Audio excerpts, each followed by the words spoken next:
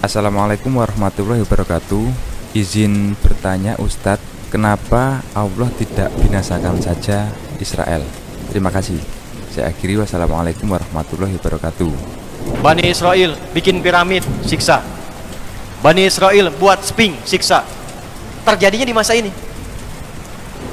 Sampai kemudian terlahirlah sekitaran tahun 1400-an seorang sosok yang bahkan sempat diramalkan oleh dukun-dukun di era Firaun. Dukun sudah ada tuh, tapi kelak mereka tobat ya. Dukun Firaun aja tobat, masa dukun sekarang nggak tobat tuh kan? Nah, kata dukun-dukunnya akan ada seorang anak laki-laki.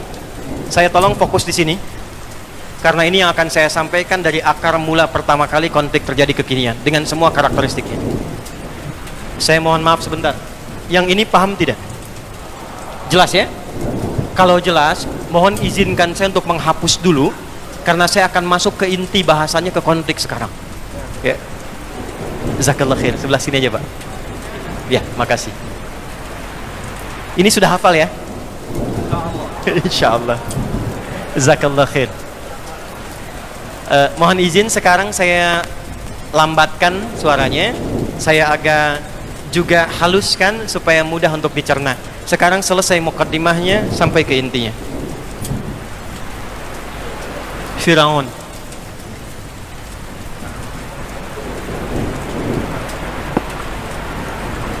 Eranya berganti. Bani Israel yang punya privilege, bahasa keren sekarang. Kemudian berganti, mereka ada di bawah, jadilah budak. Dan itu generasi yang cukup lama. Ingat. Tidak disebutkan siapa namanya sosok ini. Ini gelarnya. Kalau di Quran tidak disebutkan siapa nama detailnya, kapan kejadiannya. Ini memberikan kesan bahwa sifat-sifat dan karakter ini akan terjadi lagi di masa depan dengan tokoh yang berbeda, tapi dengan cara yang sama. Ingat itu baik-baik, ya. Maka nggak usah dicari, ya, nggak usah dicari siapa nama sejatinya. Itu nggak ada kerjaan, ya. Karena yang dimaksudkan itu hikmahnya, bukan nama aslinya, ya. Turunkan ke sini, ada ramalan akan datanglah lahir seorang bayi laki-laki yang akan menghancurkan kerajaan Firaun ini. Maka keluarlah dekrit dari sini. 1. Lakukan spionase yang sangat terukur. Perhatikan baik-baik ya. 1. Apa ukurannya? Tempel setiap perempuan yang sedang mengandung oleh seorang intel untuk mengamati, lihat apakah lahir itu laki-laki atau perempuan. Kalau perempuan, bebas hidup. Kalau laki-laki, eksekusi langsung di hadapan ibu yang baru melahirkannya. Cara mengeksekusinya, maaf, ambil bayinya, lempar ke bawah, dan gorok berkali-kali sampai dia wafat. Kalau disembeli tapi tidak dijatuhkan, itu bahasa Arab disebut nahar namanya. Unta itu disembeli tapi tidak dijatuhkan, makanya unta disebut dengan nahar. Inna a'tainakal kautsar fasalli lirabbika wanhar. Karena unta nggak dijatuhkan dulu, langsung nahar namanya. Di sini di wilayah naharnya, dekat kerongkongannya. Tapi kalau kita jatuhkan dulu, seperti kambing, kerbau, sapi, ya, dan sejenisnya, dijatuhkan dengan lembut, lantas kemudian disembeli sekali sembelihan, itu zabaha namanya. Ya, zabaha yadbahu zabha. Tapi kalau berkali-kali begini, itu zabbaha yudabbihu. Al-Baqarah ayat 49, paling kiri sebelah atas di mushaf. Wa idh najjaynakum min ali fir'auna yasumunakum su'al adzab yudhabbihuna abna'akum. Itu saking kejamnya Firaun, setiap intel itu mesti membawa pisau yang sudah tajam terasa. Kalau lahir laki-laki, bayi merah, langsung ambil, jatuhkan di hadapan ibu yang melahirkannya, gorok sekali-kali, berkali-kali sampai dia meninggal. 1. 2. Firaun membuat sistem tata negara yang didukung oleh 2 pokok yang paling kuat. 1, saya tuliskan jadi 2 berarti ke sini. Bagian pertama pendukung Firaun ini, ya. Yang pertama, teman-teman sekalian, aspek militer. Ada ahli strategi, jenderal perangnya namanya Haman. Siapa namanya? Yang kedua, dia siapkan pemodal. Ya, kalau sekarang ada istilah-istilah apa namanya? Istilahnya apa namanya? Oligarki. Ya kan? Diistilahkan sekarang pengusaha gelap ketemu dengan penguasa zalim. Ya, itu namanya korun. Korun. Jadi korun itu penyandang dananya, aspek ekonominya. Kalau ingin Anda membentuk satu negara yang kuat, pemerintahan yang kuat, pastikan dua hal yang kuat. Satu ekonominya, keduanya militernya. Teori ini sudah dipraktikkan oleh Firaun. Dia punya kuasa karena punya militer yang kuat, jenderal yang hebat, ahli strategi. Yang kedua punya penopang dana dari bidang ekonominya, yaitu Qarun. Ditemukan di mana keterangan ini? Al-Quran surah ke-40 Ghafir di ayat ke-23 sampai 24. Dan kami utus Musa kepada Fir'aun bi ayatina wa sultanin mubin ila Fir'auna wa Hamana wa Qarun wa qalu sahirun kadzdzab. Tuh, disebutkan nih tiga ini. Saya catat dulu ya. Fokus baik-baik ini, fokus baik-baik. Jadi yang memberlangsungkan siksaan, kerja rodi, kemudian sampai pembunuhan, penyiksaan, pembantaian, genosida yang dilakukan oleh Firaun itu aspeknya ini yang ditata. Spionase, intelijen diperkuat, militer diperkuat, sekuat-kuatnya habiskan. Yang melawan binasakan, genosida. Kalau perlu sekampung bakar semua, habiskan semua. Jangankan orang-orang yang jauh, istri sendiri kalau membangkang hukum juga. Lemparkan ke kolam yang sudah dipanaskan. Firaun. Siapa yang tidak ikut dengan perintahnya selesai. Karena dia sudah menghabiskan diri dengan tingkat rasial yang paling tinggi. Dan cuma dua orang di muka bumi yang menempati posisi ini. Satu Namrud, kedua Firaun yang mengaku Tuhan. Bahkan secara gamblang dia menyatakan, Firaun mengatakan ana rabbukumul a'la. Aku Tuhan kalian yang paling agung. Ya, manusia sekarang gak sampai ke level itu. Ya, saya pernah mendapatkan dan mendengar di Indonesia pernah ada ke level malaikat. Ya, LE pernah mengklaim dirinya malaikat dan meminta kepada gubernur Jakarta periode yang lampau sekali untuk mendaratkan Jibril di Monas. Ya, maka ditangkap oleh polisi kita, dihukum 2 tahun. Alhamdulillah polisi kita jangankan teroris, malaikat ditangkap tuh. Ya, kita dukung itu. Nah ini, apa kaitan kemudian dengan generasi ini? Musa alaihissalam, lantas singkat dia terlahir. Ini kalau saya bicara terlalu detail nanti bocor. Ya, lebih baik kemudian kita bicarakan yang umum saja. Bocor yang saya maksudkan boleh jadi ini menjadi strategi yang sangat penting, gitu kan? Musanya ditempatkan oleh Allah di dalam inti kerajaan Firaunnya. Tumbuhnya di situ, dirawatnya di situ. Paham nggak? Tumbuh di situ, dirawat di situ, sampai kemudian ditahbiskan menjadi nabi dan rasul. Secara singkatnya membawa semua keturunan Bani Israel yang masih ada untuk keluar dari negeri ini. Karena Firaun nggak mau damai, nggak ada gencatan senjata, nggak ada damai. Pokoknya sepanjang masih ada genosida, habis semua, nggak ada damai-damaian. Makanya kalau ada yang sekarang seperti itu keturunan sana tuh. Nyambung ke sana. Saya baru baca berita hari ini, ada salah seorang pemimpin negara mengatakan tidak ada gencatan senjata, nggak ada peluang damai. Itu kalau dikaji nasabnya sampai ke atas. Makanya Quran benar, nggak disebutkan namanya, bukan detailnya, tapi gelarnya untuk memberikan kesan bahwa akan ditemukan orang-orang yang punya jabatan tapi sifatnya seperti ini. Balik, Musa membawa kaumnya.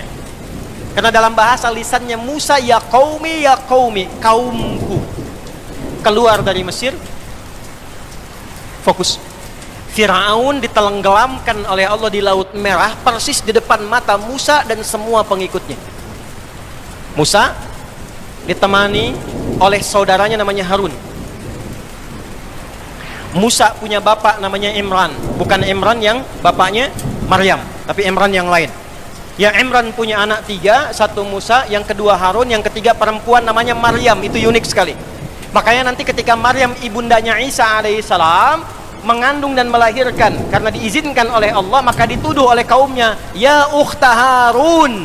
Itu kalimat majas untuk memberikan kesan, kamu kan orang soleh, perempuan soleh seperti Maryam dulu yang soleha, yang punya saudara namanya Harun. Kenapa kamu menyimpang? Kenapa kamu berzina? Itu ditemukan nanti di surat Maryam. Balik ke sini. Musa dan Harun membawa kaumnya ini yang telah keluar dari kejaran dan perlakuan serta kekejaman Fir'aun, selesai keluar dari Mesir. Sebelum saya sampaikan sampai ke titik ini, saya ingin terangkan satu hal yang penting dulu. Saya mau tanya pada Anda sekalian, pernah ada yang tahu nggak berapa jumlah umat Nabi Musa, kaumnya Musa yang ikut dengan Nabi Musa keluar dari Mesir pada saat itu? Berapa jumlahnya? Gampang, jumlahnya banyak. Itu aja ya, kalau pusing. Jumlahnya banyak. Saya tuliskan misal, permisalan 100 orang. Misal saja. Ini telah mengalami sisa-sisa penjajahan, perbudakan, penindasan, tekanan. Saya tanya pada Anda, punya beban psikologi nggak? Punya kenangan nggak? Punya memori nggak? Saya tanya pada Anda, 100 ini adatnya sama tidak? Karakternya sama nggak? Sifatnya sama nggak? Sifat mereka berbeda, karakternya tidak sama, dan mereka menyimpan memori yang berbeda. Ada yang yakin dengan kenabian Musa dan Harun, ada yang taat dengan Musa dan Harun, tapi yang ada pengen ikut-ikut aja, yang penting selamat dari Firaun. Ingat ya? Yang penting selamat dari Tapi yang Anda jangan lupakan, penjajahan, penindasan, perbudakan, genosida itu akan melahirkan luka sosial dan psikologi yang sangat dalam, lebih dalam daripada diputuskan cinta. Ingat baik-baik, ingat baik-baik. Dan seringkali ketika mendapatkan kenyamanan, justru pengalaman ditindas itu dipakai untuk menindas orang lain lagi. Kalau nggak percaya gini nih, dulu saat kita berjuang nih, Bung Tomo berjuang, pahlawan kita berjuang, dari Kiai Hasim dari Jombang itu punya sayap militer, Panglima Resimennya Kiai Haji Hashim Asy'ari. Di Jawa Tengah itu masuk nanti Mr. Kasban Singa di Mejo, sampai ke Jawa Barat Kiai Haji Nur Ali itu, ya. Semua berjuang. Tapi kalau kita baca sejarah, bukankah di era perjuangan itu ada pengkhianatnya? Ya. Lihat pola Belanda pada masa itu, ada divide et impera, pemecah belah. Ada manipulasi, ada penipuan, ada mengambil hak tanpa dibenarkan. Saya kemarin baru dari Belanda, kemudian mampir ke Delft. Tahu Delft? Ya, itu lampu merah sonoan dikit tuh, ya. Di Delft itu tempatnya company. Bahasa kitanya, bahasa Inggrisnya company. VOC, ternyata mereka itu kumpulan sebagian dari Yahudi yang membentuk konsorsium untuk mendapatkan sumber rempah-rempah. Itu ternyata, maaf, kantornya kecil sekali. Saya punya dokumentasinya. Cuman gudangnya besar. Kumpulan mereka itulah yang menggerakkan. Kemudian mereka datang ke tanah air sampai dengan ke Nusantara, sampai kemudian mempraktekkan penjajahan yang membackup pemerintah Belanda. Jadi yang membangun Belanda itu hasil pajaknya dari VOC. Berapa yang didapatkan dari VOC itu? Yang saya mau katakan, dulu waktu VOC datang, pengkhianatnya ada nggak di sini? Ada. VOC waktu itu mengadu domba tidak? Adu domba. Menipu tidak? Menipu. Pangeran Diponegoro kan ditipu, ya kan? Mengagresi tidak? Mengagresi. Sekarang kita telah merdeka. 17 Agustus tahun 1945 kita merdeka sampai dengan sekarang. Pertanyaan saya, ada nggak perilaku anak negeri yang nggak jauh beda dengan perilaku penjajah masa lalu? Yang menipu ada? Ada. Ya? Yang memecah belah ada? Yang memanipulasi ada? Itu yang saya maksudkan. Luka sejarah yang lama itu seringkali memberikan kesan sehingga tanpa sadar dipraktekkan pada generasi berikutnya.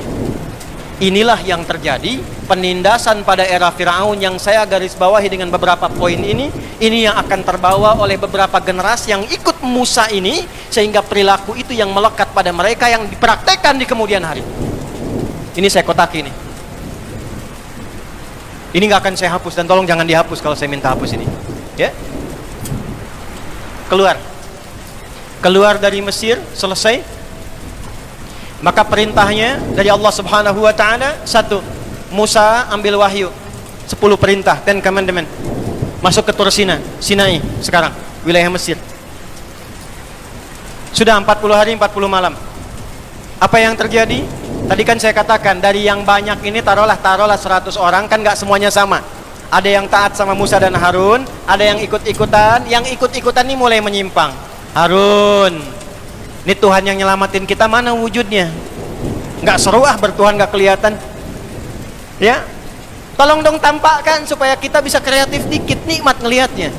Maka muncul kemudian kreativitas itu dari Samiri. Bid'ah pertama yang dilakukan pada masa itu. Samiri membuat Tuhan-Tuhanan. Makanya nanti kalaupun mereka mengklaim masuk surga, surganya surga-surgaan. Ya?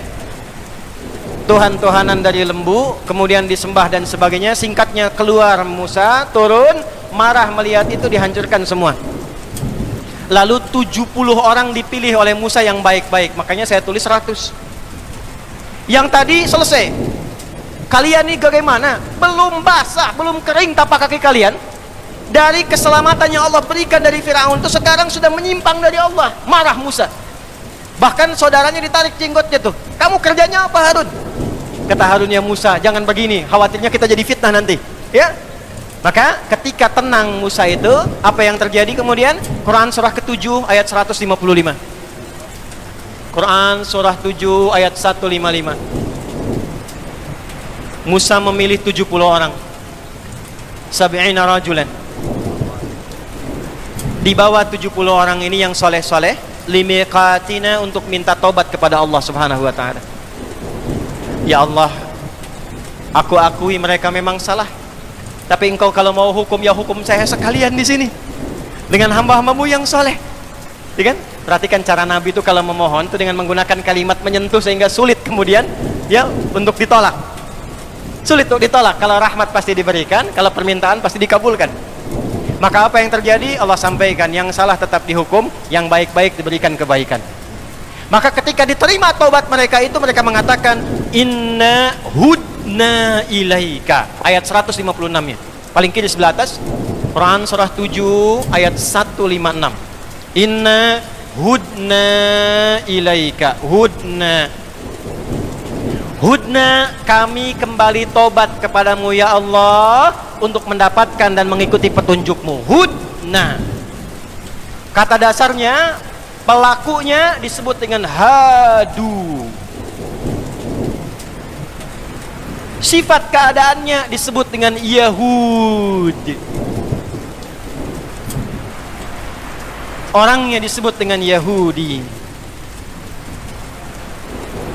Ketemu Yahudi sekarang? Bani Israel sudah ada? Yahudi sudah ada? Baik, jadi hudna ilaika. Orang-orang yang bertobatnya disebut dengan hadu. Hadu di Quran surah kedua ayat ke-62. Innalladzina amanu walladzina hadu wan nasara, dan seterusnya ayat. Al-Yahud pertama ditemukan di Al-Baqarah ayat 120. Walan tarda ankal yahudu walan nasara hatta tattabi'a millatahum. Ini asal katanya.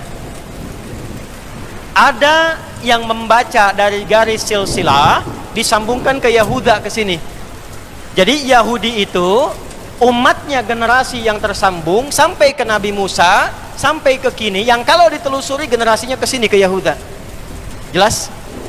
Tapi yang lebih kuat, karena generasi ini sudah selesai, sudah bercampur semuanya, sudah berbaur semuanya, secara DNA itu sudah semua menyebar, maka yang paling mudah dipahami timbangannya kembali kepada Al-Quran. Wa muhaiminan alaih.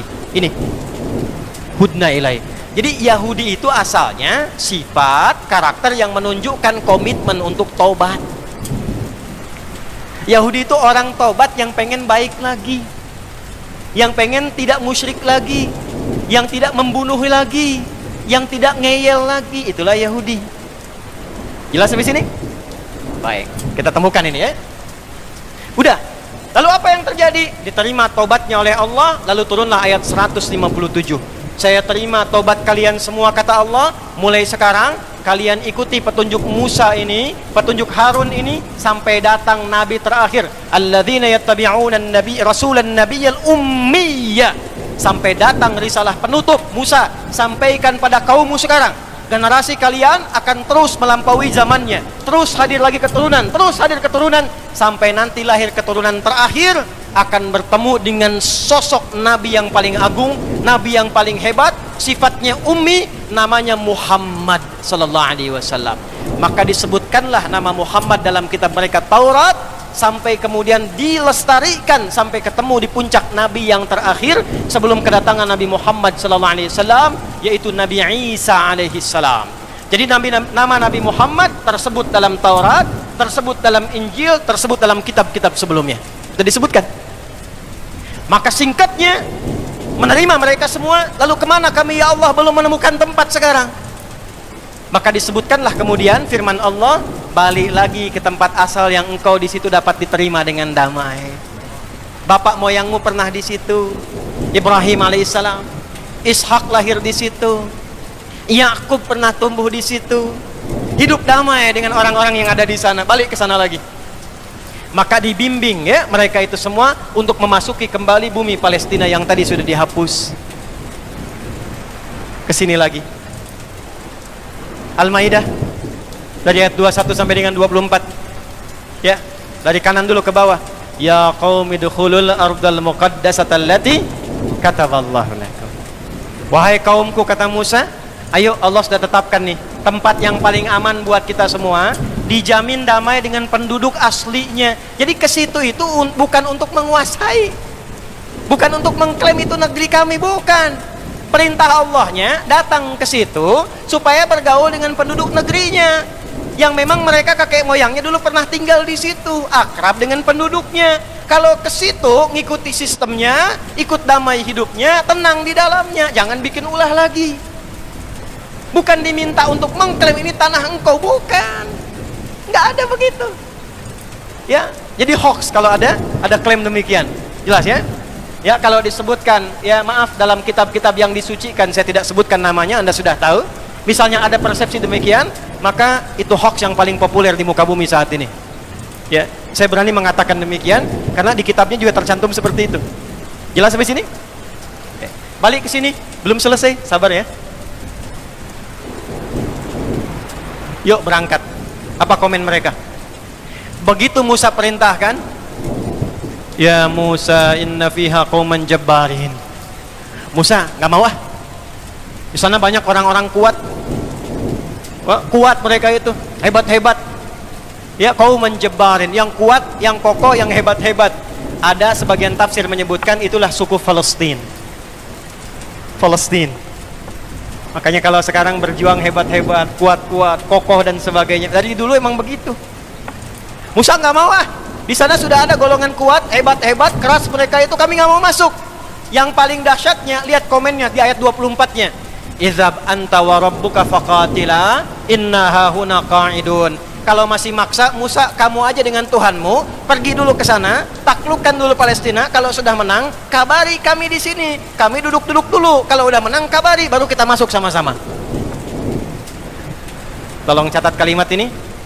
Ini menunjukkan bahwa DNA dari Yahudi yang terbawa sampai umatnya Musa yang selamat itu tetap membawa sifat ketakutan yang dalam. Bahasa kerennya sekarang ada sifat pengecutnya. Ketakutan yang dalam. Saya tulis ya. 1, 2, 3, 4. Penakut. Penakut. Makanya beraninya dari atas pakai pesawat. Bom. Nggak berani hadapan satu-satu. Karena penakut. Dari dulu begitu. Ya, dari dulu. Dah, saya percepat. Saya mau masuk ke ujungnya. Karena ada peristiwa seperti itu, sudah dihukum. Arba'ina sanatan yatihuna fil ard. Musa, ini kaummu bengalnya luar biasa, udah diselamatkan, udah diampuni tobat, masih ngeyel juga. Saya hukum 40 tahun berkelana. Catat ini baik-baik. 5. Generasi mereka punya siklus 40 tahunan. Tolong catat ini ya. Punya siklus 40 tahunan. Siklus 40. Tolong catat ini. Orang-orang yang baca Qur'annya dengan detail, dengan teliti, dia akan mendapatkan sesuatu yang hebat dari sini. Sudah 5 saja. Yang kelima, yang terakhir, siklus 40 tahunan. Maka setelah itu Nabi Musa wafat di daerah dekat area situ, belum sampai ke situ. Setelah 40 tahun, itu Musanya wafat, Harunnya wafat, sebagian generasi tadi wafat, ada sebagian yang beranak pinak sampai melahirkan kemudian ada satu generasi dibimbing oleh satu orang yang sangat saleh, yang dia pernah menjadi asisten Nabi Musa saat bertemu Khadir. Ya, Khadir. Ya, Khadir alaihi salam. Jadi kalau baca dengan benar bukan Khidir tapi Khadir. Ya, Khadir. Di surat Al-Kahf masih ingat ada 4 kisah viral? Kisah pemuda satu, kisah 2 orang sahabat, yang satu kaya, yang satu sederhana dan saleh, yang ketiga Musa dengan Khadir, yang keempat Dzulkarnain. Nah, bukankah Anda masih ingat yang menemani Nabi Musa untuk menemukan Khadir itu siapa? Yusha bin Nun. Yusha bin Nun. Maka setelah siklus 40 tahun ini, masuklah kelompok ini, komunitas ini, bangsa ini ke Palestina dibimbing oleh Yusha bin Nun. Masuk lagi setelah 40 tahun. Ada di sini. Nunggu siapa? Nunggu berjalan terus sampai munculnya seorang sosok Muhammad sallallahu alaihi wasallam. Singkatnya,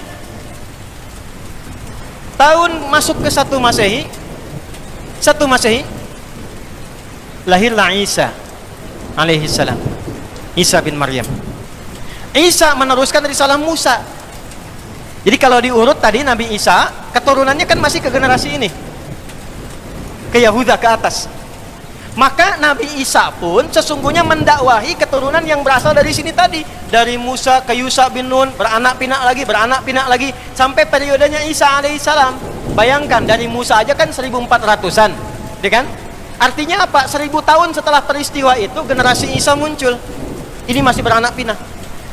Maka zamannya sudah berbeda, kondisinya sudah tidak sama, dan yang menguasai tempat itu di Palestina sudah dikuasai oleh Romawi pada masa itu. Romawi sudah ada dengan Bizantiumnya. Maka apa yang terjadi? Nabi Isa diutus menjadi nabi dan rasul, diberikan oleh Allah kitab. Standar nabi itu punya kitab. Wa idz akhadallahu mitsaqan nabiyyina lama ataitukum min kitab. Dapat kitab. Maka diberi nama kitabnya Nabi Isa untuk membedakan dengan kitabnya Nabi Musa. Kalau Musa itu Taurat, kalau Isa itu apa? Injil. Tapi kaumnya generasi yang sama, generasi keturunan dari umatnya Musa. Karena kaumnya Musa, maka sama dengan sifatnya Bani Israel. Jelas? Sama punya sifatnya Yahud, hudna ilaika. Jelas? Sama juga kemudian punya sifatnya menerima kitab, ahlul kitab. Makanya nanti di Al-Quran kita akan temukan ya Bani Israel, ya ahlul kitab, ya ayyuhalladzina utul kitab. Jelas? Baik, diturunkan, disampaikan risalah yang sama persis dengan sebelumnya, tapi syariatnya lebih dilengkapi karena sesuai dengan eranya. Dan di era Nabi Isa tetap diinfokan akan datang Rasul penutup setelahku, namanya Ahmad. Namanya siapa? Tolong catat ini ya. Ustadz, kok namanya bukan Muhammad? Kenapa Ahmad? Inilah keistimewaan Nabi yang terakhir. Karena semua nama yang melekat pada beliau semuanya nama sifat. Nabi sebelumnya rata-rata nama zat. Musa, Isa, Yaqub sampai ke Adam, nama zat semua. Zat itu nama untuk membedakan satu dengan yang lainnya. Adi ini, kan? Ustadz Fahmi itu. Adi saya nengok, Fahmi itu zat namanya. Tapi Fahmi yang jujur, Fahmi yang toleran, Fahmi yang penyabar, itu sifat namanya. Ya, nama Nabi sebelumnya zat, tapi yang melekat pada Nabi terakhir semua sifat, untuk menunjukkan sekalipun Nabinya sudah wafat, sifatnya tetap abadi sampai dengan hari kiamat. Maka kata Nabi Muhammad SAW, ana Muhammad, ana Ahmad, ana al-Mahi, ana asy-Syafi, ana al-Kafi. Semuanya sifat.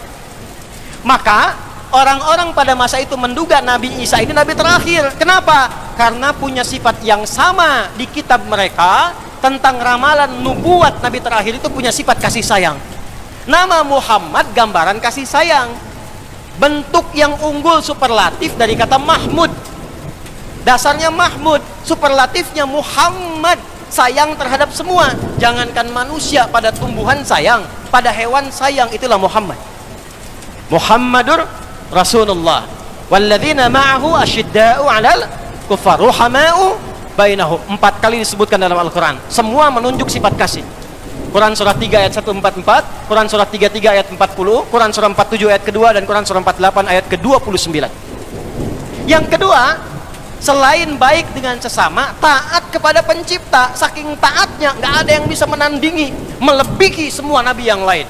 Melebihi yang lain disebut dengan tafdil namanya. taat kepada sang pencipta. Satu aspek hamid, taatnya banyak, sholatnya sampai bengkak kakinya, puasanya rajin sampai sunnah, baca Qurannya luar biasa, kemudian infaknya diberikan dengan sempurna, maka berubah kalimatnya menjadi isim tafdil dari Hamid menjadi Ahmad. Maka Nabi Isa menolak klaim kaumnya, saya bukan Nabi terakhir. Memang Nabi itu punya sifat mirip dengan saya, penyayang, tapi kedekatannya dengan Allah nggak bisa ditandingi. Wa mubasysyiran bi rasuli ya'ti min ba'di ismuhu Ahmad. Afdal minni. Jelas? Baik, balik ke sini. Maka secara singkat disampaikan, saya bukan Nabi terakhir. Karena itu mereka sudah tahu tentang kedatangan Nabi Muhammad. Sampai terjadilah peristiwa Nabi Isa itu kan tidak menikah. Ya, diangkat oleh Allah usia 33 tahun. Ya, masih pemuda. Diangkatnya usia berapa? 33 tahun. Makanya yang bisa diteladani dari beliau itu adalah kasih sayangnya, ajaran kasihnya. Tapi nggak bisa ditiru rumah tangganya karena nggak pernah nikah.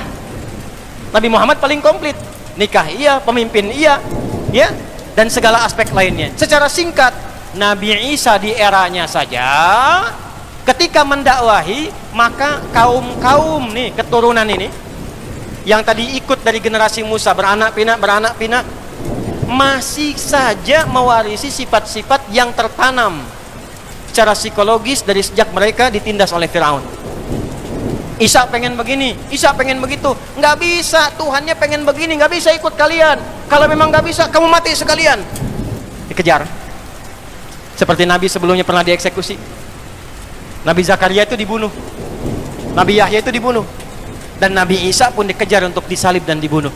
Diselamatkan oleh Allah, inni mutawaffika wa rafi'uka ilaihi, di Ali Imran.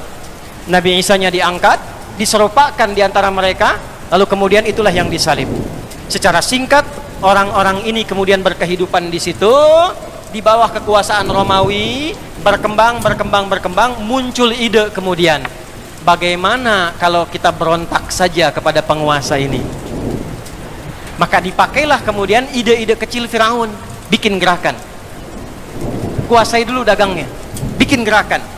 Ketahuanlah oleh kaisar pada masa itu, namanya Kaisar Herodian, di tahun 135 Masehi. Sekarang kita sudah lewat Masehi. Ya, sebentar lagi selesai berarti. 135 Masehi, kaisarnya Herodian. Karena ketahuan memberontak, maka hukum pada masa itu harus diselesaikan. Dikejar, dieksekusi, dihabisi. Maka mereka kemudian diusir, ditindas lagi, dikeluarkan lagi dari bumi Palestina. Keluar lagi dari sini. 135 Masehi.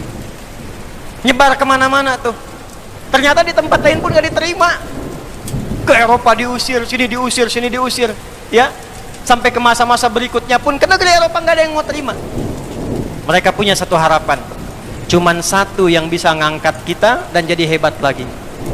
Cuman satu yang bisa mengembalikan marwah kita, keagungan kita, yaitu sosok Nabi terakhir yang diviralkan oleh Nabi kita Isa alaihi salam sampai ke Musa, sampai ke atasnya. Kita tunggu dan kita hadir di tempat Nabi itu akan hijrah saja. Lalu mereka bergeraklah datang. Kemana datangnya? Sebetulnya di kitab mereka sudah dijelaskan. Lahirnya akan lahir di tempat bukit, di bawah satu lembah, bukit menghitam, bebatuan besar yang tiada lain adalah Mekah. Cuman di kitab mereka disebutkan Nabi ini akan dipersekusi, Nabi ini akan ditindas, akan diusir dari tempatnya. Dari mana tahu itu dikonfirmasinya? Dari keterangan Warakah, saudaranya Sayyidah Khadijah binti Khuwailid. Jadi beliau itu, Warakah itu datang ke Mekah untuk menunggu Nabi terakhir lahir. Pekerjaannya nyalin Injil, nyalin. Di situ disebutkan Nabi terakhir ini punya ciri-ciri yang sangat jelas sekali. Sampai orang-orang pada masa itu lebih kenal ciri Nabi Muhammad dibandingkan dengan anak mereka sendiri. Kenal dengan Nabi dibandingkan anak mereka sendiri, tahu persis cirinya, saking viralnya. Maka apa yang terjadi? Nih saya garis bawahi, karena sifat mereka yang penakut yang keempat. Gak mau ke Mekah. Kalau nunggu Nabi di Mekah berarti nanti berpotensi ditindas lagi, diusir lagi. Mendingan kita nunggu di Yathrib aja, karena hijrahnya akan ke Yathrib. Kan di situ nggak ditindas lagi. Maka berangkatlah mereka ke utara Yathrib. Di utara itu daerah yang subur. Tuh, adatnya Yahudi begitu. Datang ke Yathrib, ngambil utara. Yang utara itu yang suburnya. Ya, yang selatan yang tandusnya. Yang selatan tuh yang sekarang area Masjid Nabawi dan sekitarannya. Nanti saya cerita. Tapi mereka datangnya ke utara, ke sini. Bayangkan, nggak mau berjuang bersama Nabi, nggak mau bantu Nabi, pengen nunggu Nabi aja nanti kalau sudah kuat datang ke Yathrib, yang akan membangun kota, mimpin umat. Persis sama dengan kelakuannya seperti era Nabi Musa. Musa, Anda aja yang pergi dengan Tuhan Anda ke sana, kalau menang kabari kami ikut. Persis sama. Maka saking mereka ingin nyamannya dan tidak ingin terganggu lagi, ngambil daerah yang utara yang subur. Di selatan ini nanti akan diisi oleh orang-orang yang datang dari Yaman. Ada dua suku besar nanti, Aus dan Khazraj. Mereka berdagang, sukses, bagus, kaya. Dan Yahudi ngambil yang utara. Saking traumanya dengan perjalanan sejarah masa lalu, maka mereka mulai menetapkan pada masa itu, supaya nggak diganggu lagi, supaya tidak diserang lagi, kita bikin strategi seperti Firaun punya benteng. Maka bikinlah mereka benteng di wilayah itu. 3 suku besar kemudian berhijrah ke wilayah Yathrib yang kelak dikenal dengan Al-Madinah Al-Munawwarah. Jadi Yahudi bukan suku asli di Madinah, bukan. Mereka pendatang. Maka ada 3 yang viral, Bani Qainuqa, Bani Qainuqa, Bani Nadir.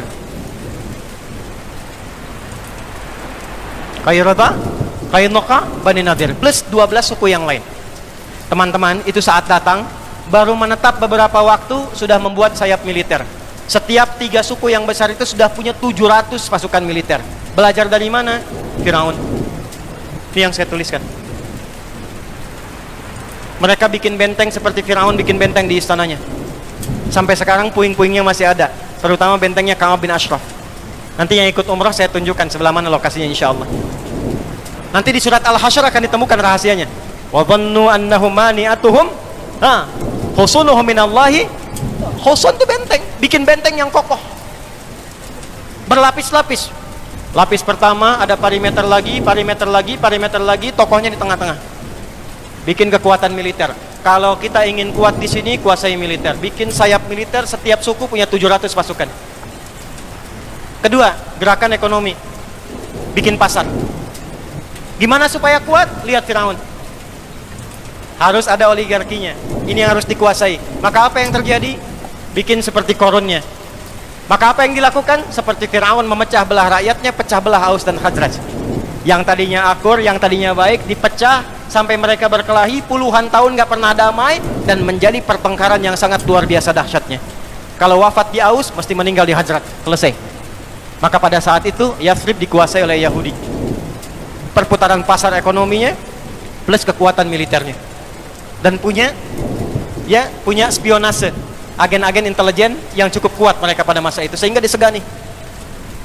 Di situasi itulah kemudian mereka menunggu datangnya Nabi Muhammad sallallahu alaihi wasallam. Belum selesai, Mas. Mau duduk silakan. Mereka menunggu Nabi Muhammad sallallahu alaihi wasallam. Jadi datang ke Madinah itu, datang ke Yathrib itu untuk nunggu Nabi Muhammad. Nunggu Nabi Muhammad. Yang menarik apa? Begitu mereka klaim dan diabadikan di dalam Al-Quran, dari mulai kitabnya, Al-Quran, dari nabinya Muhammad sudah tahu itu.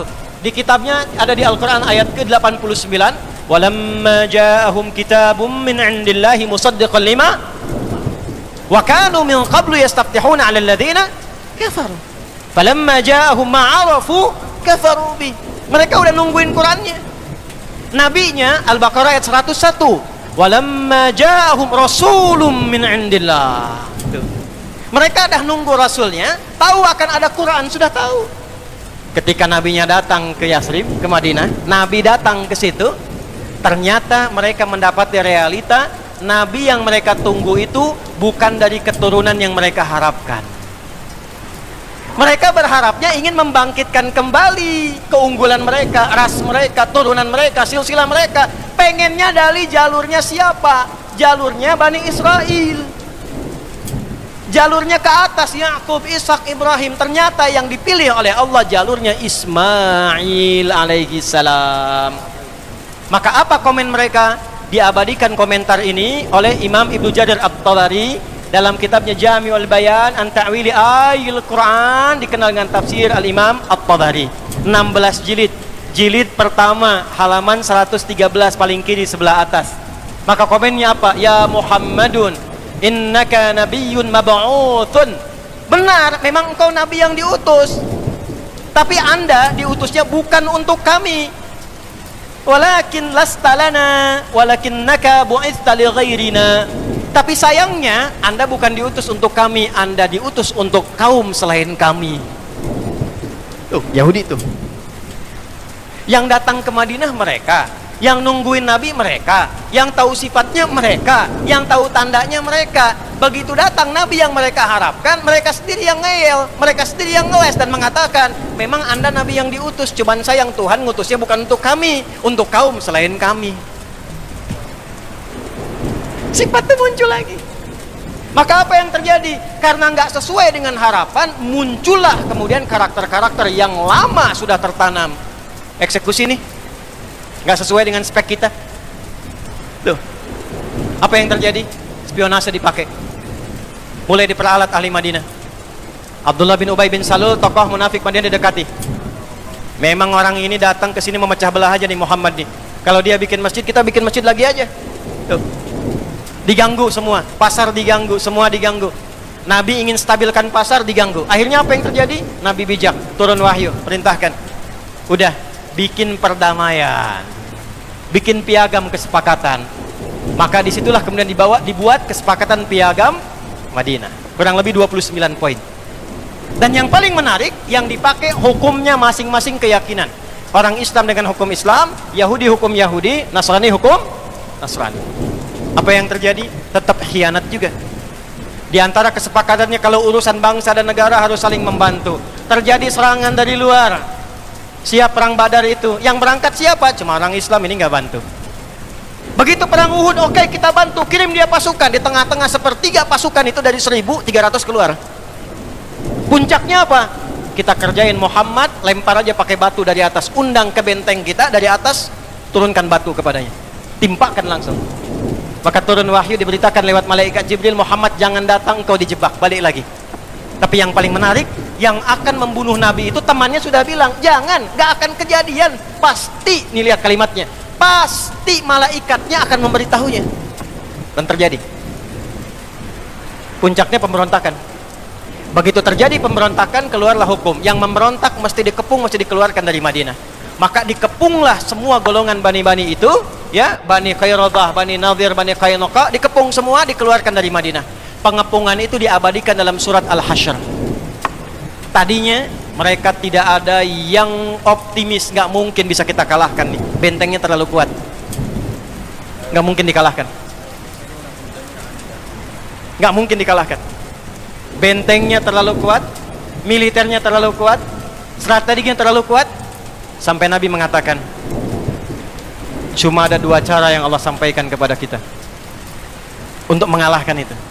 Satu, walaupun benteng mereka itu kuat, tapi Allah telah tanamkan di hati mereka sesuatu yang melemahkan benteng mereka, yaitu sifat ketakutan yang sangat dalam. Ya, Al-Baqarah ayat 78 sampai dengan ayat 80.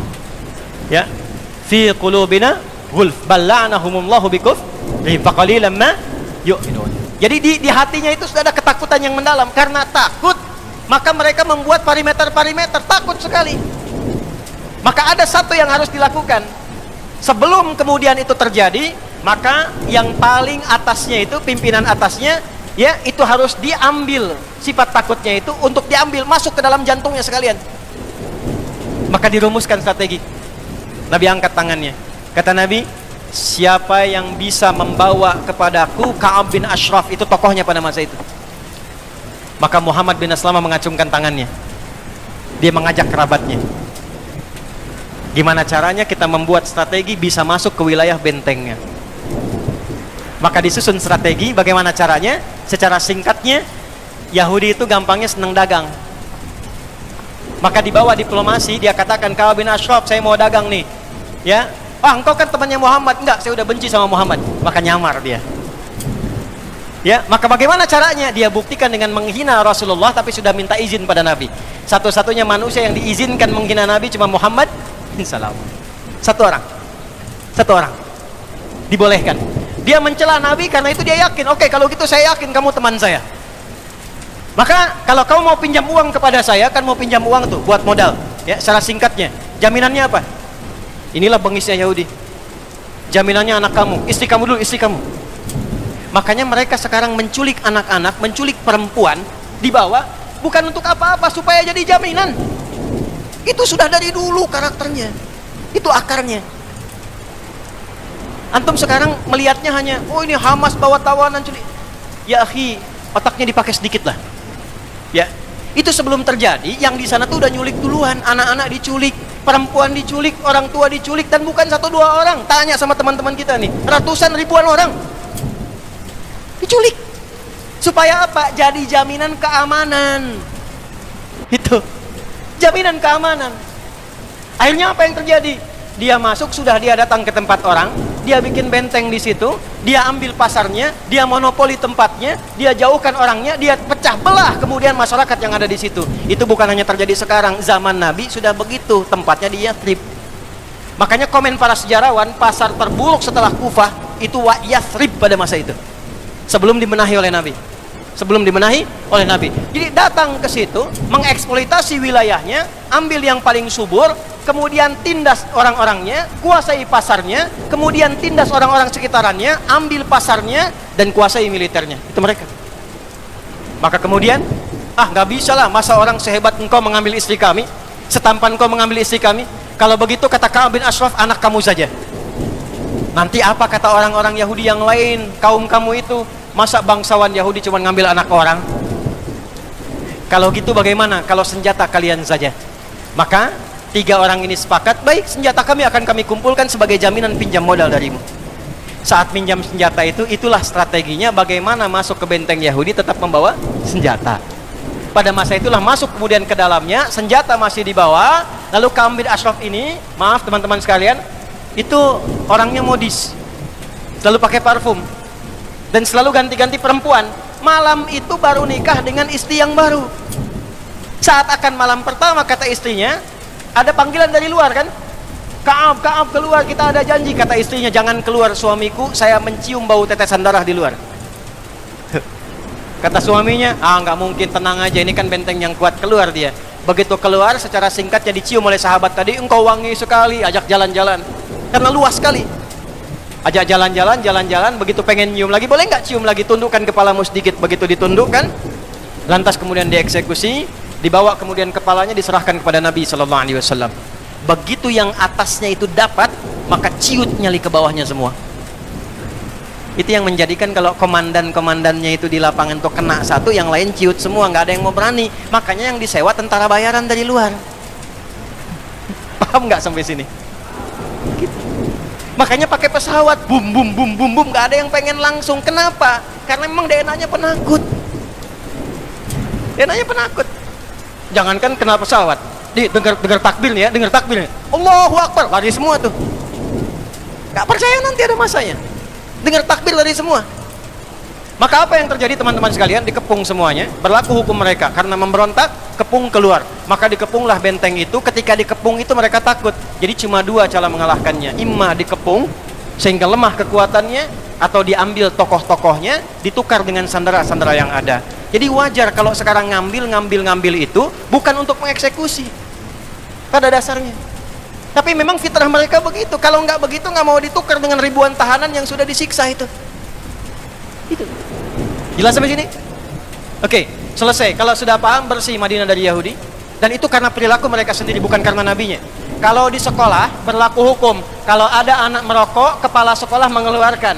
Tiba-tiba ada satu anak merokok, kepala sekolah mengeluarkan. Pertanyaan saya, dia dikeluarkan oleh kepala sekolah dari sekolah itu, apakah karena kepala sekolahnya atau pelanggarannya? Pelanggarannya. Maka jangan katakan Nabi mengusir orang Yahudi dari Madinah.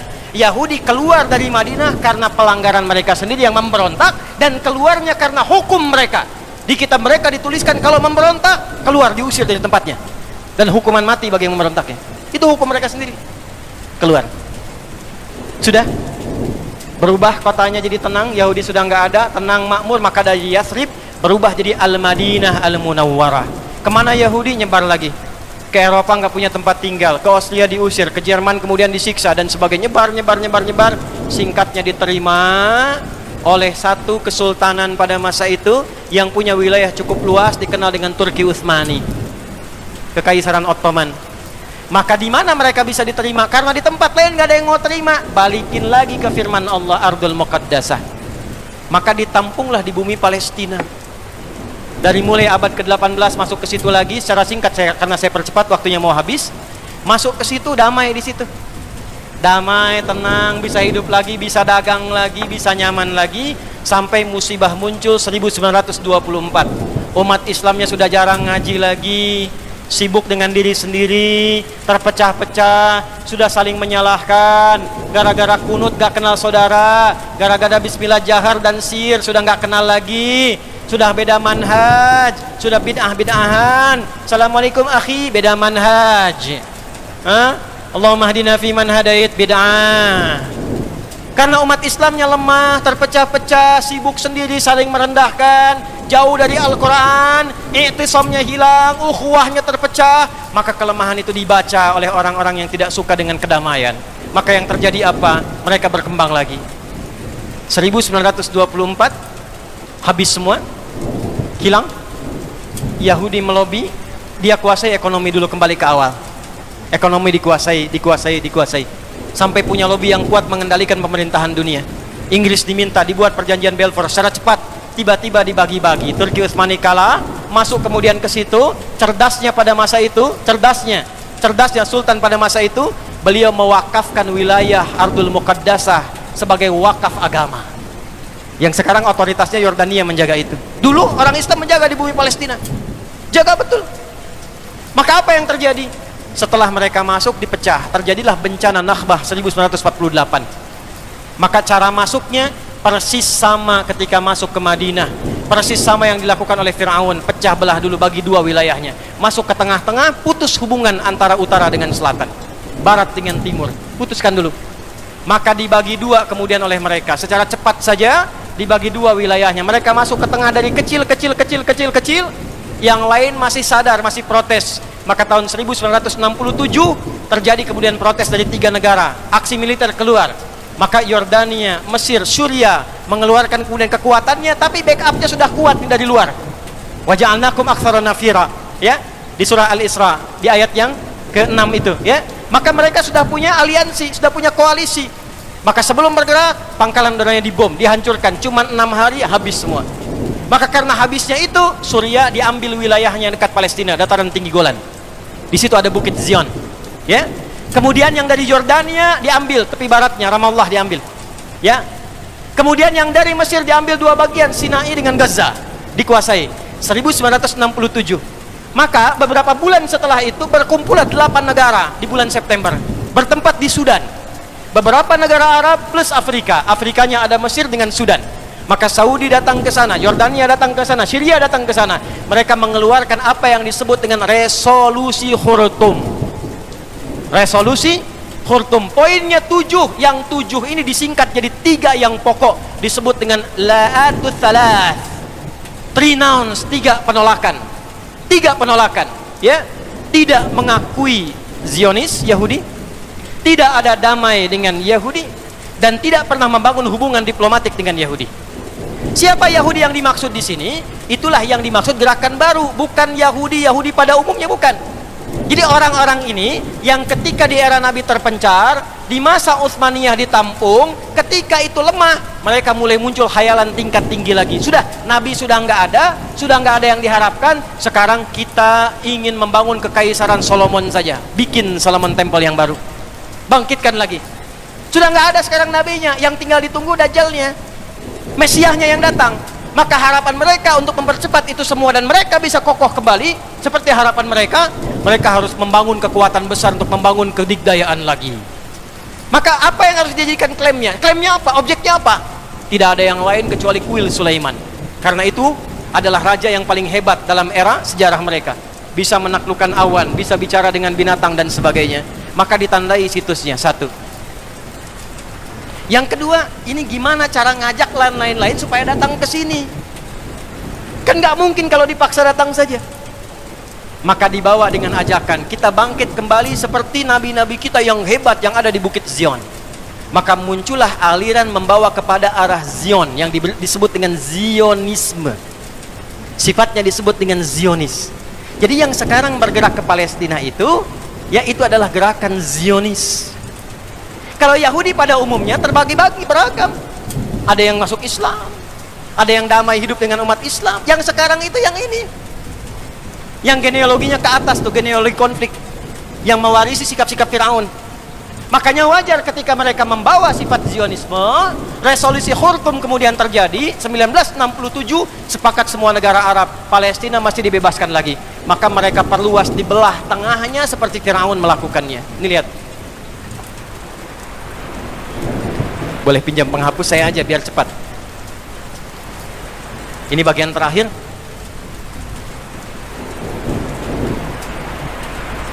Ya, saya akan berhenti. Ini Palestina.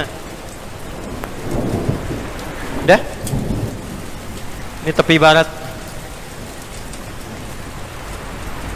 Ya, yang dekat ke Jordan. Ramallah Al-Quds wilayah sini. Ini kita gambarkan yang Gaza saja. Ini yang dekat nanti selatannya ke Rafah. Utaranya yang ada rumah sakit kita ini yang sekarang sedang terancam di utara nih. Ya, yang teman-teman ada di sini. Gambarkan di sini aja biar cepatnya. Ini semua Palestina. Di peta awal namanya juga Palestina. Peta silahkan putar. Ya, saya punya, tadi saya katakan saya punya Bible yang edisi internasional. Yang depannya ada petanya. Itu 1200 tahun sebelum Masehi. Itu tertulisnya Palestina. Dan masih ada tulisan Gaza. Gaza. Mereka masuk lewat tengah, dibelah. Seperti Firaun dulu pernah membelah. Supaya tidak terkoneksi antara utara dengan selatannya. Ya, udah tutup begini. Biarkan yang ini, biarkan yang ini. Lalu apa yang dipakai? Nih, kekuatan intelijennya. Ambil salah satu untuk diprovokasi seperti Aus dan Khazraj dibuat fitnah. Nanti mana yang berhasil, itu yang disupport, kirimkan ke sana uangnya, kirimkan pendanaannya, support supaya terpecah visinya, supaya nggak menyatu ini dengan ini. Supaya masing-masing bikin faksi sendiri. Masuk lewat tengah. Maka apa yang terjadi? Ya, setelah 1148 Nakbah. Ya, Nakbah itu tragedi, bencana. Datang mereka ke situ mendeklarasikan sebuah negara, entah dari mana tiba ajalnya, tiba datangnya, berdiri negara, muncul di tengah-tengah, dibagi dua seperti itu. Maka pertama berdiri PLO, sekitar 1150-an, dengan tokohnya Yasir Arafat, Allah yarham alaih. Ya, Palestina Liberation Organization. Itu berjuang dengan sayap militer, dengan tenaga, dengan pikiran, dengan semuanya, gabung semua di situ. Maka apa yang terjadi? Setelah 1167 gagal tadi yang 3 negara, sepakat 8 negara, tapi yang terjadi ternyata jauh panggang dari api. Masuk awal tahun 70-an, yang 8 ini mulai kemudian melunak, mulai menyalahi komitmen yang renounce, yang la'at salas itu. Mulai buka hubungan diplomatik. Padahal yang 3 itu mengatakan tidak ada hubungan diplomatik. Tidak ada kerjasama, tidak ada pengakuan, tidak ada damai. Itu semua dilanggar, semua buka hubungan kerjasama. Baik yang langsung ataupun yang diam-diam. Dalam keadaan itulah kemudian perjuangannya sulit mendapatkan dukungan. Dan kalau Anda menelusuri sejarah, ternyata tahun 1931 sudah ada orang-orang dari Indonesia. Walaupun Indonesianya belum lahir, yang sudah berangkat sampai ke Gaza. Yang pemimpinnya yang berada di Mesir pada masa itu dan bertemu dengan Syekh Al-Amin Al-Husaini, namanya siapa? Masih ingat? Kiai Haji Kahar Muzakir. Kiai Haji Kahar Muzakir menggerakkan 6 orang pemuda dari Mesir untuk ikut berjuang, bahkan berjuang dengan militer. Ada yang namanya Jaka, ada yang dari Lampung, ada yang dari NTB, ya, ada yang dari NTB, ada yang dari Lampung, ada yang dari mana-mana. 6 orang berjuang sampai syahid di sana. Ya, ada yang datang ke sana. Dulu masih perjuangan, karena kenapa? Palestina. Mereka juga membela perjuangan kita di sini, kita pun mendukung perjuangan mereka di sana. Ya, makanya ketika kita akan deklarasi kemerdekaan, 9 September 1944, Syekh Muhammad Al-Amin Al-Husaini itu mensupport sampai berangkat di Jerman, di radio Jerman, itu mereka mendukung melalui Syekh Muhammad Al-Amin Al-Husaini, mufti pertama yang memberikan dukungan kemerdekaan Indonesia dari Palestina. Dari Yerusalem beliau. Ya, negara pertamanya Mesir, mufti pertamanya dari Palestina. Dibalas itu dengan Kiai Haji Ahmad Muzakir, ya, yang beliau datang kemudian ke sana, Kahar Muzakir datang ke sana, memimpin, membawa dengan tulisan-tulisan yang tulisan itu diabadikan kelak. Nanti ada di Suara Muhammadiyah, ada juga di edisi Mujtama yang di copy paste tulisannya oleh Babeh Ridwan Saidi kemudian hari. Sampai sekarang masih bisa diakses tulisannya. Jadi saya mau katakan hubungan Indonesia dengan Palestina itu hubungan yang sangat dalam, sudah jauh-jauh hari, sudah masa sebelum kemerdekaan, saling support kemerdekaan. Jadi kalau sekarang ada di Indonesia yang kunutnya untuk Palestina, donasinya untuk Palestina, hartanya untuk Palestina, pikirannya untuk Palestina, karena memang kita satu dengan Palestina. Tapi yang mau saya katakan tadi, karena sudah nggak ada harapan, maka sebagian bangkit. Maka muncullah Syekh Yasin, Ahmad Yasin. Syekh Yasin ini menarik. Beliau berangkat ke Mesir tahun 1155-56, belajar di Al-Azhar. Ditangkap oleh rezim pada masa itu karena diduga ikut dengan gerakan Ikhwanul Muslimin. Dulu Jamal Abdul Nasir itu sahabatan dengan Syekh Hasan Al-Banna, sahabatan dua-duanya itu. Cuma karena beda pandangan politik, kemudian beda pandangan, maka gerakan Syekh Al-Banna kemudian dimatikan. Singkatnya begitulah. Ya, dianggap kemudian menyimpang karena masalah politik dan kita nggak ikut-ikut ke sana. Singkatnya bagaimana? Syekh Yasin datang tahun 50-an ke sana, kemudian ke Al-Azhar, ditangkap, dikira gabung ke gerakan Ikhwanul Muslimin. Beliau bingung, nggak tahu kok ditangkap. Setelah kemudian diteliti, diidentifikasi, ternyata nggak terlibat. Tapi dari situ kemudian beliau mengenal lebih jauh. Ikut ke situ, ikut gerakannya, ikut kemudian apa yang dilakukan dari gerakan-gerakan tarbiyahnya, sampai pada tanggal 14 Desember tahun 1987 ketika melihat realita tidak ada yang berjuang lagi, sementara anak-anak ditawan, perempuan dibunuh, orang di jalanan ditembak begitu saja, masyarakat dipecah belah, Al-Aqsa semakin digali semakin dekat, tidak ada yang mempertahankan, sementara dunia Islam di luar tidur semua.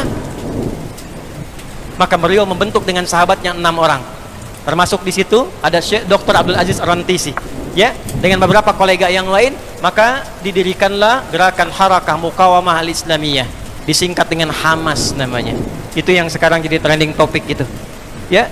Maka dari tahun 80-an itu mereka dididik oleh Syekh Yasin dengan Al-Quran, diajarkan kepada mereka tentang kisah-kisah ini, bagaimana perjalanan Yahudi, karakternya bagaimana, sifat penakutnya bagaimana, cara masuk ke mereka bagaimana, seperti apa gambarannya, dan dihitunglah siklus 40 tahunan. 1987, 40 tahun ditambah itu berapa? 2027.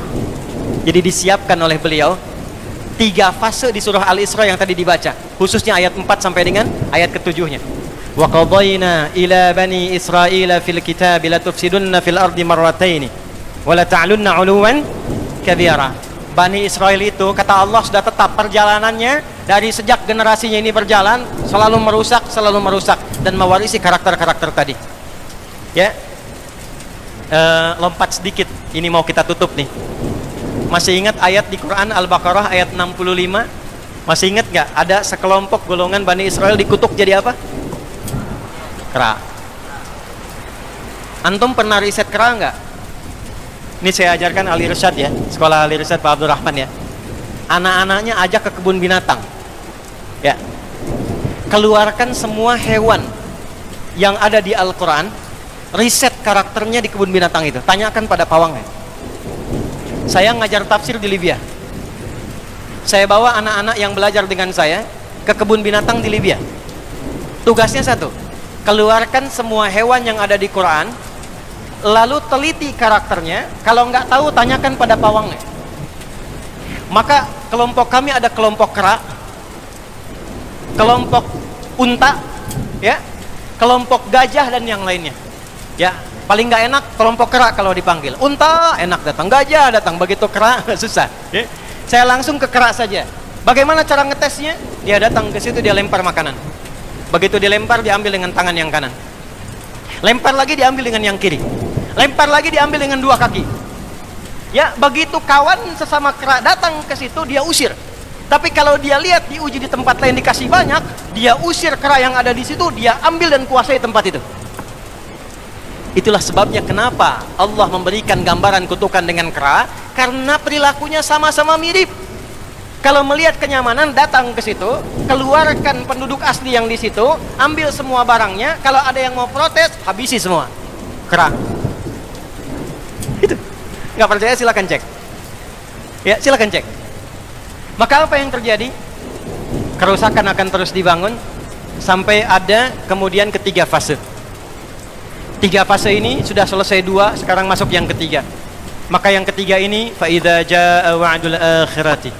Maka jika datang janji Allah yang terakhir untuk mereka.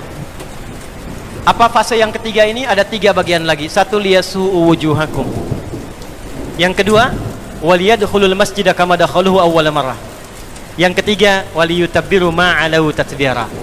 Ya. 1 sekarang sedang diperlihatkan, liyasu'u wujuhakum. Persis sekarang orang-orang itu seperti di era Nabi yang membayangkan hingga bisa ditembus, bentengnya kokoh, intelijennya kuat, sadapannya di mana-mana, tapi ternyata dunia yang melihat kokoh itu ditunjukkan oleh Allah hanya dengan bahasa mereka, la syirzimatun qalil. Ini bahasanya Firaun. Ini kan cuma ormas kecil, nggak sebanding. Ormas kecil yang nggak sebanding ini ternyata telah bisa mengintersep semua bagian-bagian itu. Dia bisa tembus bentengnya, dia masuk ke dalamnya. Liyasu'u wujuhakum. Tujuannya bukan untuk menunjukkan mereka mampu, bukan, untuk menggugah dunia kalian kemana saja. Yang kalian anggap itu hebat, itu mampu, itu dahsyat, ternyata bisa ditembus, dipermalukan di wajah dunia. 1, janji Allah tiba. Kedua, waliyadkhulul masjidah kama dakhaluhu awwala marrah. Nanti ada fase kedua. Setelah ini terjadi, selesai fase kedua, masuklah ke wilayah Masjidil Aqsa. Kembali lagi milik kita itu. Dihitunglah fasenya 40 tahunan. 1987 fase pertama sekarang berjalan, ditambah 40 berapa? 2027. Itulah fase yang kedua, saat diharapkan paling puncaknya Masjidil Aqsa bisa kembali lagi. Nah, ini bukan main-main, ini bukan main-main. Hitungan fasenya. Antum lihat video viralnya Syekh Ahmad Yasin itu ketika menjelaskan itu. Saya tahu betul itu. Ya. Beliau hitung itu. Ya, 2027 ke 2028. Dan puncak akhirnya waliyutabbiru ma 'alau tatbira. Hancur semua, terjadi perang dahsyat. Hitungan saya sih tambah 20 tahun. Karena fasenya sampai 100 tahun. 40 tambah 40 tambah 20, 100. Maka 2037. Silahkan cek orang-orang yang ada menghitung di pertahanan sekarang. Antum tanyakan pada yang di Lemhanas, pada di macam-macam. Bagaimana kekuatan dunia pergeserannya, saya yakin hitungan mereka 2037 terjadi sesuatu yang dahsyat. Gerbangnya sampai 2040, di atas 2040 itulah generasi emas akan muncul. Makanya Indonesia masuk generasi 2045. Itu sudah dihitung. 2030 pembukanya. Makanya sekarang punya visi 2030 semua. Saudi visi 2030, Rusia, Cina, Afrika Selatan, Brazil visinya 2030 dengan bikin bridge itu. Semua visinya ke sana. Dan yang paling dahsyat, hitungan itu secara spesifik isyaratnya sudah ada dalam Al-Quran. Dan ini bukan ilmu utak-atik, bukan viral TikTok. Ingat, ini sudah sejarah yang berlangsung dari penelitian masa lalu. Maka wajar kalau sekarang mereka takut dikepung. Kenapa? Karena ketika Hamas datang dengan pasukannya darat, laut, udara, itu mempraktekkan surat Al-Hasyr yang sudah mereka pelajari bertahun-tahun. Datang lewat darat, lewat laut, lewat udara. Takut mereka semua. Maka dikontaklah kemudian kolega-koleganya. Datanglah kapal induk 2 dari Amerika. 1 lagi datang, Inggris datang, kemudian Kanada datang, Jerman siapkan pasukan. Kenapa? Karena trauma dengan pengepungan. 1. Ya, cuma 1 itu saja. Ya, sekarang apa yang harus dilakukan? Doa yang terbaik. MUI sudah bikin fatwa, baru saya lihat fatwanya hari ini tuh. Fatwa nomor 83 tahun 2023. Kita nggak bisa berangkat ke sana, ya, jangan main-main, jangan potong-potong video saya. Nggak boleh berangkat sembarangan karena gerbang pun ditutup. Antum belum nyampe udah mati duluan. Nggak boleh keluar tanpa izin pemerintah karena ada qadhi yang paling atas. Tidak. Ya, yang kita lakukan ada 3 bagian. 1 doa. Yang kedua yang bisa kita mampu, kemarin alhamdulillah kita kirimkan bantuan kemanusiaan. Semua kompak. Ya, perlu Palestina sekarang yang menderita untuk menyatukan Indonesia. presiden, menteri, ulama, macam-macam kumpul kirim bantuan. Apakah untuk kompak dan damai itu perlu penderitaan Palestina untuk menyatukan kita? Dua sudah. Yang ketiga, fatwa MUI sekarang. Produk-produk yang dijual di dunia ini yang hasilnya diperbantukan pada agresi Zionis, maka fatwa keluar MUI sekarang, haram hukumnya bagi umat Islam untuk mengonsumsinya. Allahu Akbar. Dah. Dan saya ikut fatwa itu. Dah, bikin listnya, viralkan dari sekarang, list makanan-makanan, barang-barang semua yang dijual dari sana jangan konsumsi lagi, jangan beli lagi. Itu tekanan yang terbaik untuk melahirkan kedamaian saat ini.